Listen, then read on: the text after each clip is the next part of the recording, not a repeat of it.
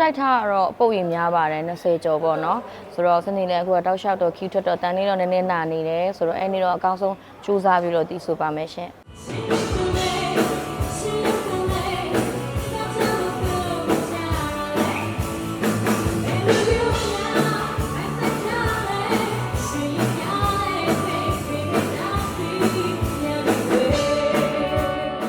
တချို့ပရိသတ်ဆိုတဲ့စနေညီကောင်မတို့ပေါ့နော်အများအားပေးတဲ့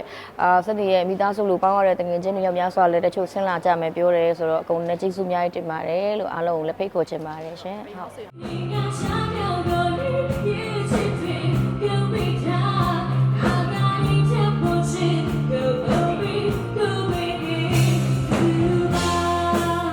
ဟုတ်ကဲ့ဖိတ်ခေါ်ပါရတော့မှာစနေရှိနေပါမယ်ဒီမှာစနေရဲ့တကယ်ချင်းပေါတဲ့မိတ်ဆွေတွေနဲ့စနေညီကောင်မတို့တွေနဲ့အတူတူဂျူပီတာဘန်နဲ့အတူတူစနေရှိနေပါမယ်ဖိတ်ခေါ်ချင်ပါတယ်ကျေးဇူးအများကြီးတင်ပါတယ်